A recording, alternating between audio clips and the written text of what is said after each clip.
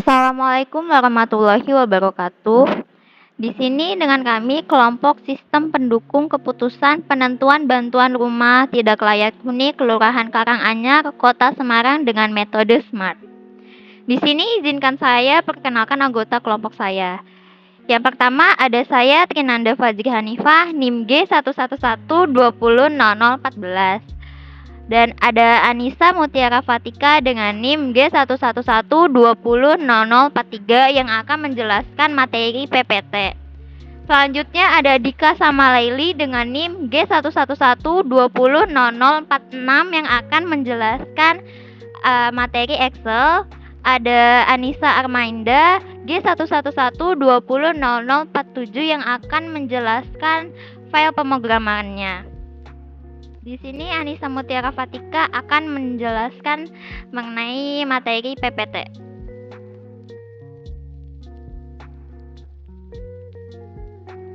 Assalamualaikum warahmatullahi wabarakatuh. Nama saya Anissa Mutiara Fatika dengan NIM G111200043. Di sini saya akan menjelaskan tentang latar belakang dan juga metode SMART. Yang pertama adalah pembahasan tentang latar belakang. Rumah merupakan aspek dari kesejahteraan bersama yang harus dipenuhi. Masih banyak rumah tidak layak huni lagi karena berbagai faktor, khususnya faktor ekonomi keluarga. Dikarenakan kemiskinan. Pemerintah kota secara bersama-sama merencanakan program dukungan perumahan layak. Pada Kelurahan Karanganyar masih banyak warga miskin dan masih banyak juga rumah-rumah warga yang sudah tidak layak untuk dihuni. Nah, berikut ini adalah beberapa faktor rumah yang tidak layak untuk dihuni. Hal ini biasanya disebabkan oleh beberapa faktor, terutama faktor ekonomi dan biaya tanggungan yang cukup banyak. Kebanyakan sumber mata pencarian warga kelurahan di Karanganyar adalah seorang buruh serabutan, sehingga penghasilan yang mereka dapat kurang mencukupi untuk kebutuhan sehari-hari dan kebutuhan lainnya. Dampak dari kurangnya penghasilan ini membuat banyak warga miskin dan juga banyak rumah-rumah yang tidak layak untuk dihuni. Dengan adanya Dinas Perumahan Rakyat dan Kawasan Permukiman Provinsi Jawa Tengah dapat membantu urusan pemerintah di bidang perumahan rakyat dan kawasan guna membenahi rumah-rumah warga yang tidak layak huni menjadi rumah yang layak huni dengan penentuan alternatif terbaik berdasarkan kriteria yang telah ditentukan. Nah, dalam penentuan rumah tidak layak huni di Kelurahan Karanganyar ini, kami menggunakan metode SMART untuk sistem pendukung keputusan. SMART merupakan singkatan dari Simple Multi Attribute Rating Technique. Metode ini merupakan metode pengambilan keputusan multi kriteria yang dikembangkan oleh Edward pada tahun 1977. Teknik pengambilan keputusan multi kriteria ini didasarkan pada teori bahwa setiap alternatif terdiri dari sejumlah kriteria yang memiliki nilai-nilai dan setiap kriteria memiliki bobot yang menggambarkan seberapa penting ia dibandingkan dengan kriteria lain. Pembobotan ini digunakan untuk menilai setiap alternatif agar diperoleh alternatif terbaik. Dalam pengerjaan metode SMART ini, metode ini memiliki 5 tahapan. Yang pertama, dengan menentukan kriteria dan alternatif. Yang kedua, memberikan bobot kepada setiap alternatif berdasarkan setiap kriteria dan menghitung nilai normalisasi bobot. Selanjutnya, di tahap ketiga, kita memberikan parameter pada setiap kriteria untuk setiap alternatif. Tahapan metode SMART yang keempat, yaitu menghitung nilai utility pada setiap alternatif. Dan yang terakhir, Tahapan kelima yaitu menghitung normalisasi data, nilai kriteria untuk setiap alternatif, dan melakukan perankingan. Baik, itu adalah pembahasan yang dapat saya sampaikan. Untuk selanjutnya, perhitungan metode SMART akan dijelaskan oleh teman saya, Trinanda Fajri Hanifah. Assalamualaikum warahmatullahi wabarakatuh. Perkenalkan, saya Trinanda Fajri Hanifah, NIM G11120014. Di sini saya akan menjelaskan mengenai perhitungan metode SMART pada kasus penentuan bantuan rumah tidak layak huni Kelurahan Karanganyar, Kota Semarang. Di sini kami mempunyai 6 data alternatif. Yang pertama ada A1 yaitu Irfan Effendi, A2 Supriyati, A3 Kasmina, A4 Mardanu, A5 Ahmad Kasrur, dan yang terakhir A6 ada Ali Suratno. Selanjutnya kita mempunyai data kriteria dan bobot. Di sini kita mempunyai 5 kriteria. C1 penghasilan dengan bobot kriteria 25 dan bobot relatif 0,25. Yang kedua ada C2 kepemilikan dengan bobot kriteria 25, bobot relatif 0,25. C3 dinding dengan bobot kriteria 10 dan bobot relatif 0,1. C4 atap dengan bobot kriteria 10 dan bobot relatif 0,1. Dan yang terakhir C5 jumlah tanggungan dengan bobot kriteria 30 dan bobot relatifnya 0,3. Pada metode SMART ini kita mempunyai kriteria benefit dan kriteria cost. Yang termasuk kriteria benefit yaitu C1 penghasilan, C2 kepemilikan, dan C5 jumlah tanggungan. Selanjutnya di sini kita mempunyai data nilai alternatif yang ada pada slide PPT. Selanjutnya juga kita mempunyai data subkriteria. Data subkriteria di sini ada kondisi dinding, ada berat dengan nilai 100, sedang dengan nilai 75, ringan dengan nilai 50, dan baik dengan nilai 25. Ada data subkriteria kepemilikan dengan milik sendiri nilainya 100, sewa nilainya 50, dan orang tua nilainya 25. Ada data subkriteria penghasilan yaitu kurang dari 500.000 nilainya 100, 600.000 sampai 1 juta nilainya 75, 1.100.000 sampai 1.900.000 nilainya 50, dan lebih dari 2 juta yaitu nilainya 25. Ada data subkriteria atap, berat dengan nilai 100, sedang dengan nilai 75, ringan dengan nilai 50, baik dengan nilai 25. Ada data subkriteria jumlah tanggungan, lebih dari 6 itu nilainya 50, 4 sampai 5 orang itu nilainya 75, 2 sampai 3 orang itu nilainya 50, dan 1 orang nilainya 25. Dari data subkriteria yang kita ambil, maka diolah menjadi data nilai alternatif setelah dikonversi. Data nilai alternatifnya bisa dilihat pada slide PPT berikut ini. Selanjutnya kita masuk ke perhitungan nilai utility. Untuk menentukan nilai utility itu ada 2 rumus. Untuk kriteria benefit sendiri, rumusnya UI sama dengan C out dikurang C min dibagi C max dikurang C min dikali 100%. Dan kriteria cost dengan rumus UI sama dengan C max dikurangi C out dibagi C max dikurangi C min dikali 100%, di mana C out yaitu nilai kriteria ke-1, C min nilai kriteria minimal, C max yaitu nilai kriteria maksimal. Dari rumus-rumus tersebut, maka nilai utility-nya yaitu C1 0,667, 0,667, 1000, 0,33, 0,667, 0 dan 0 dan seterusnya. Selanjutnya, untuk menentukan nilai akhir, yaitu ada dengan rumusnya U sama dengan sigma MJ sama dengan 1 WJ dikali UI AI. Dengan WJ yaitu nilai bobot ternormalisasi dan UI AI yaitu nilai utility setiap alternatif pada setiap kriteria.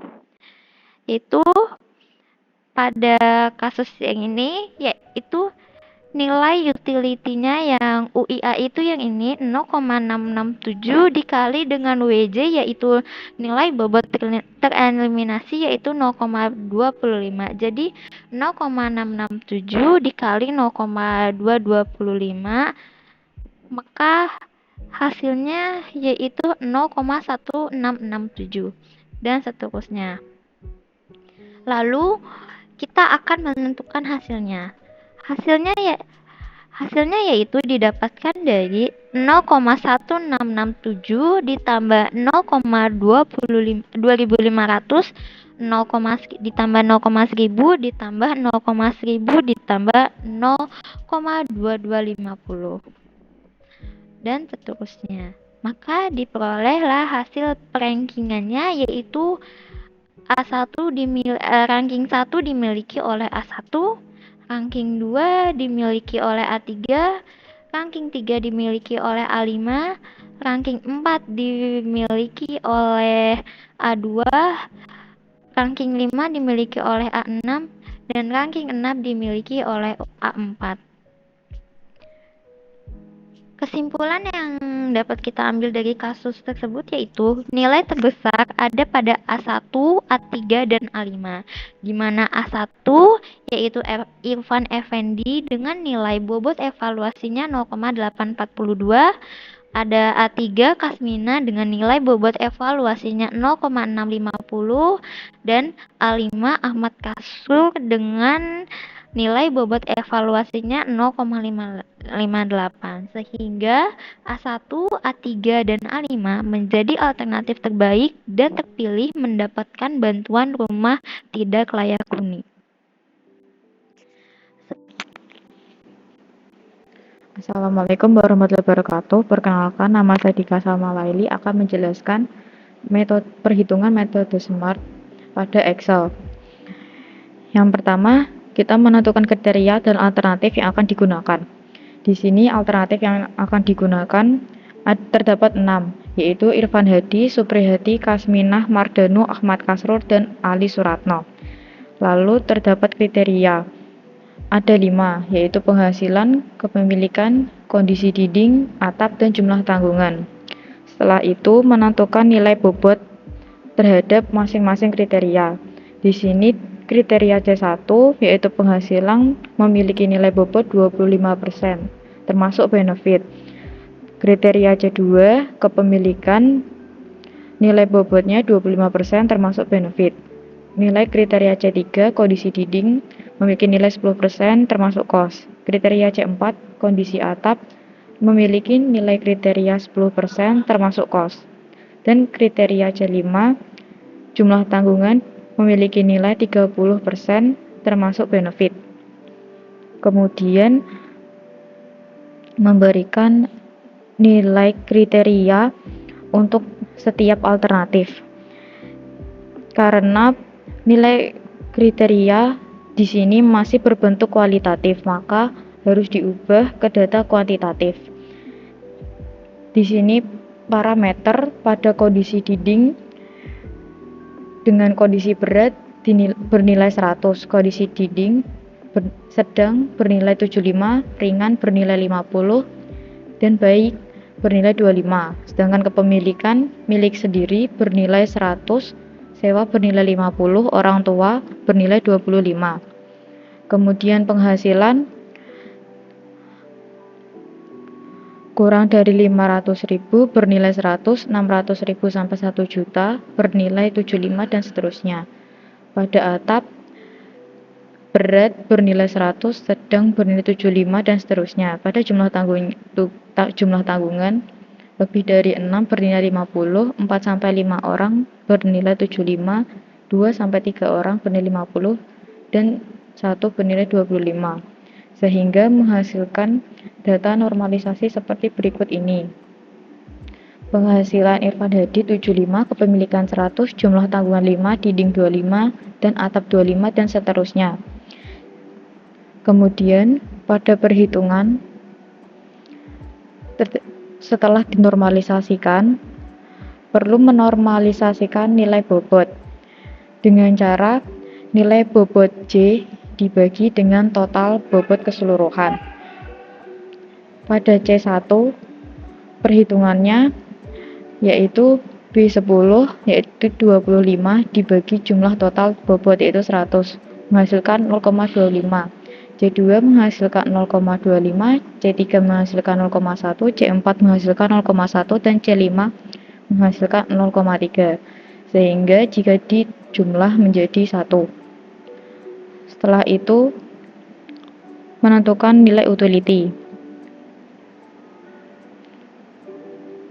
dengan cara jika kriteria merupakan benefit, maka nilai kriteria ke-1 dikurangi nilai kriteria minimal dibagi nilai kriteria maksimal dikurangi kriteria minimal dikali 100%. Jika kriteria termasuk kos, maka kriteria maksimal dikurangi kriteria ke-1 dibagi kriteria maksimal dikurangi kriteria minimal dikali 100%.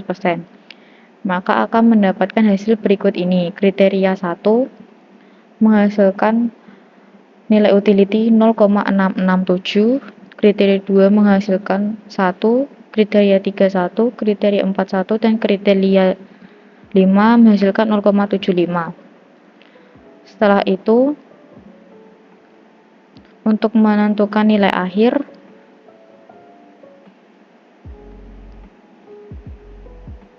yaitu dengan cara mengalihkan nilai utility dengan nilai bobot pada setiap kriteria. Pada alternatif A1, maka kriteria C1 dikali dengan bobot dan seterusnya, maka akan menghasilkan nilai berikut ini.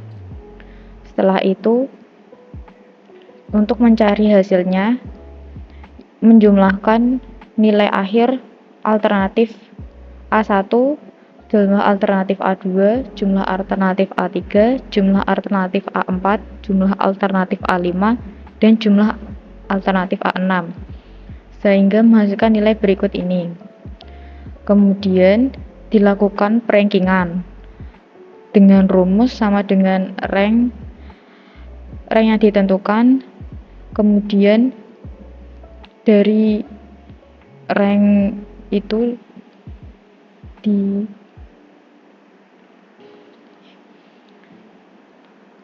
ditentukan nilainya, kemudian diurutkan dari descending sehingga menghasilkan nilai berikut ini.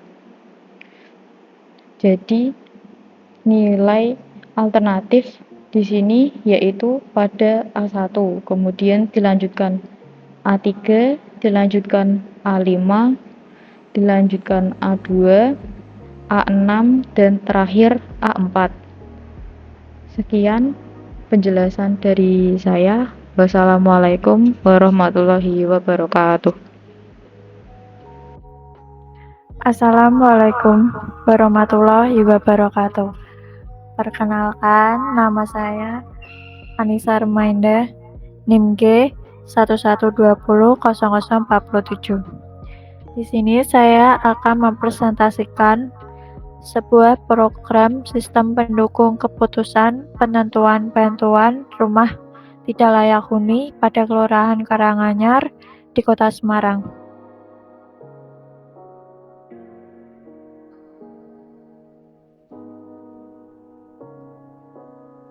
Yang pertama yang harus dilakukan, ada sebuah kelas bernama ONEK.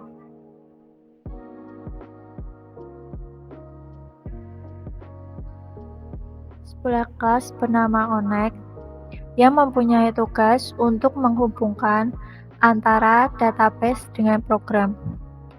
Di sini terlihat bahwa database Smart dipanggil untuk dihubungkan ke program.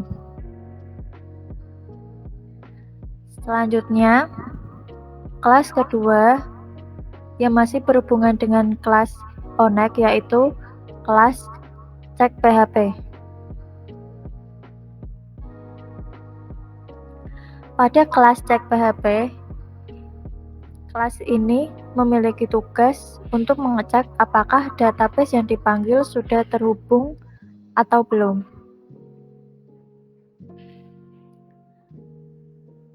Yang ketiga, kita masuk pada kelas login.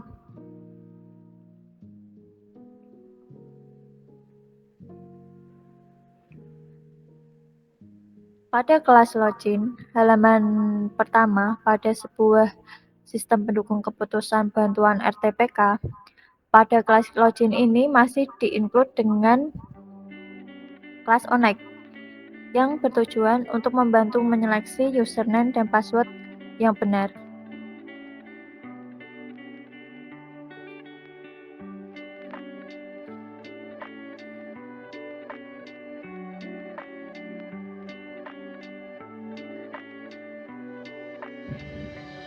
Pada database username dipanggil dengan cara di-post untuk dapat melakukan action dan masuk pada halaman dashboard.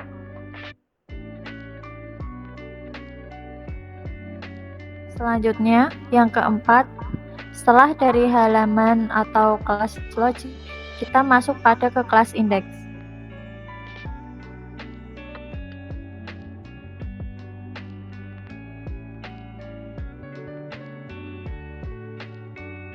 Pada kelas indeks, di mana kelas ini akan menampilkan menu utama atau dashboard dari sistem SPK. Terdapat pula penempatan logo kota Semarang pada halaman dashboard yang akan nantinya ditampilkan. Yang kelima, kita masuk ke kelas alternatif.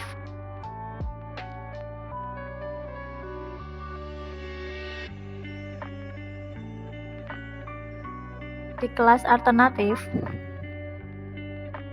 pada kelas akan menampilkan sebuah inputan berupa kode penghuni dan nama penghuni yang nantinya akan ditambahkan atau disubmit dan masuk ke database tabel penghuni.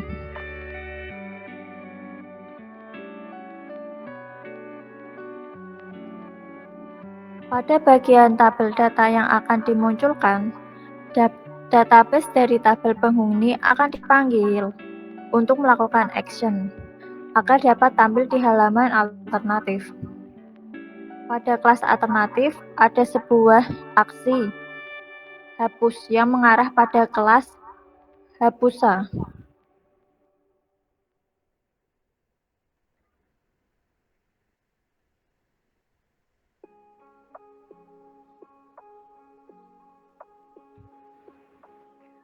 Pada kelas Hapusa akan memproses penghapusan data melalui web yang nantinya akan terhubung dengan database. Selanjutnya, untuk memasukkan nilai kriteria dari masing-masing alternatif, kita masuk ke kelas nilai.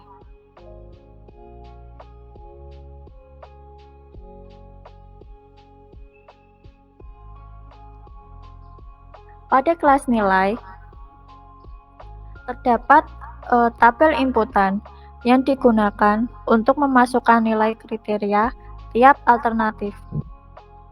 Data tersebut nantinya akan ditambahkan dengan memanggil data penghuni melalui kode dan akan ditampilkan melalui tabel yang berada pada halaman web.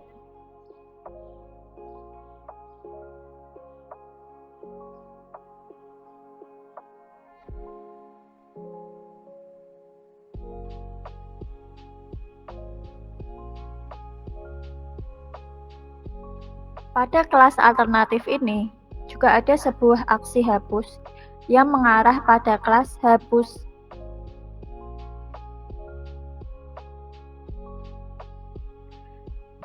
Kelas hapus. Nah, yang nantinya penghapusan ini akan berhubungan pada data di database dan data di halaman webnya. Selanjutnya, pada kelas kriteria. Data yang diinputkan melalui database akan dipanggil. Jadi, database akan diisi sebuah bobot kriteria yang nantinya akan dipanggil untuk ditampilkan pada halaman web. Dan pada proses pemanggilan itu, data kriteria melalui proses penjumlahan total bobot.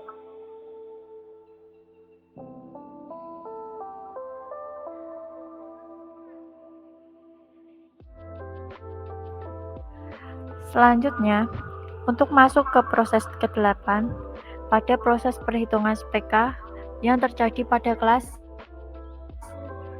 SPK. Pada proses ini, akan berhubungan dengan database penilaian untuk dilakukan perhitungan. Pengambilan data bobot pada masing-masing kriteria dilakukan untuk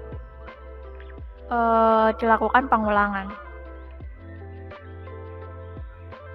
Nilai yang ada pada database penilaian dipanggil untuk melalui beberapa tahap pengambilan data. Yang pertama, memanggil data dari jumlah setiap kriteria.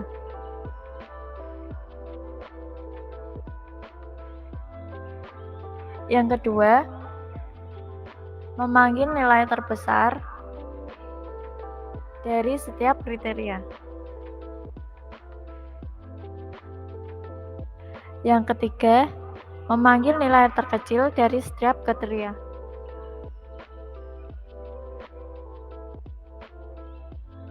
Pada tahapan ini, nantinya data yang akan ditangkap akan digunakan untuk pada proses perhitungan.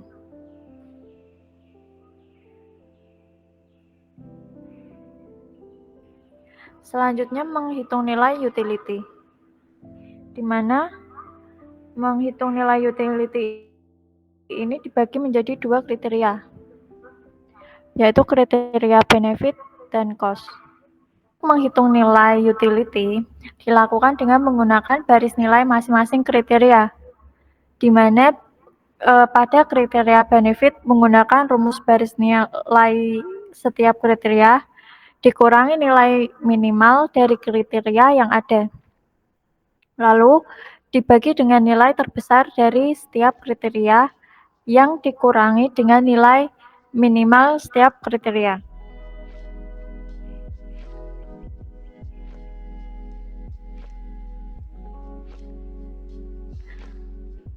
Pada kriteria cost dilakukan dengan rumus sebaliknya, di mana nilai maksimal dikurangi dengan baris nilai, lalu dibagi dengan nilai maksimal dari setiap kriteria dan dikurangi dengan nilai minimal dari setiap kriteria. Setelah mendapatkan nilai utility akan dikalikan dengan nilai bobot yang nantinya akan dibagi dengan 100. Setelah mendapatkan perhitungan normalisasinya, didapatkan nilai akhir dengan cara menjumlahkan nilai dari total setiap alternatif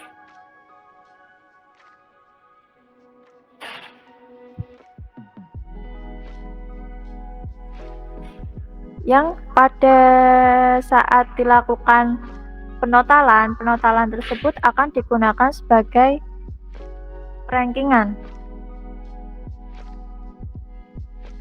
Nah, data tersebut bisa dilakukan secara berulang-ulang. Berikut saya tampilkan sebuah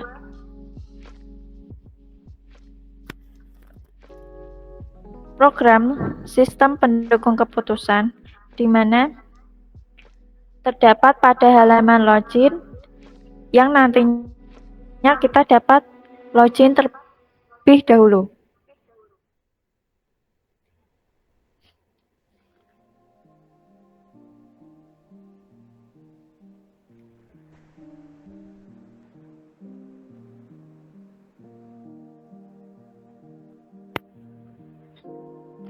Di sini kita masuk pada halaman utamanya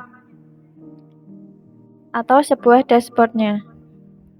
Terdapat logo Kota Semarang dan ucapan selamat datang dan judul pada sebuah websitenya. Setelah itu kita masuk pada data alternatif. Pada data alternatif terdapat inputan kode dan nama penghuni. Jika kode dan nama penghuni sudah diisikan, bisa kita submit dan masuk pada data alternatif.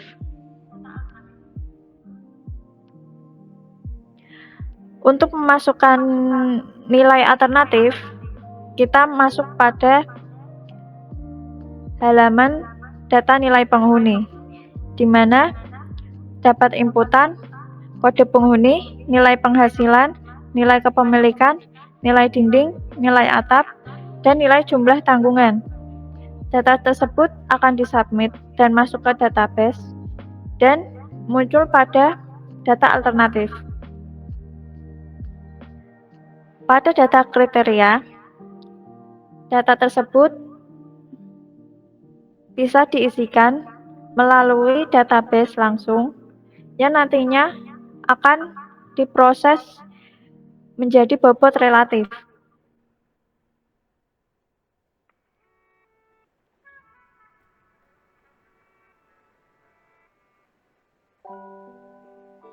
Pada proses sistem pendukungannya, di sini terdapat 6 alternatif dari A1 sampai A6, di mana sudah terdapat nilai dari kriterianya dengan mendapatkan nilai hasil dan nilai perangkat masing-masing, di mana pada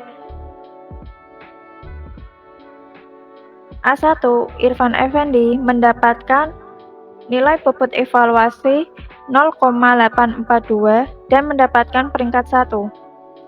Dan disusul dengan A3 dengan nama penghuni Kasminah dengan nilai 0,650 mendapatkan peringkat kedua.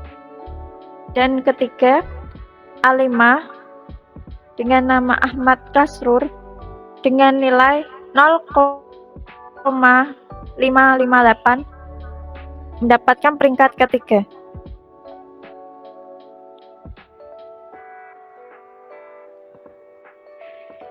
Cukup sekian presentasi dari saya. Mohon maaf bila ada salah kata. Wassalamualaikum warahmatullahi wabarakatuh.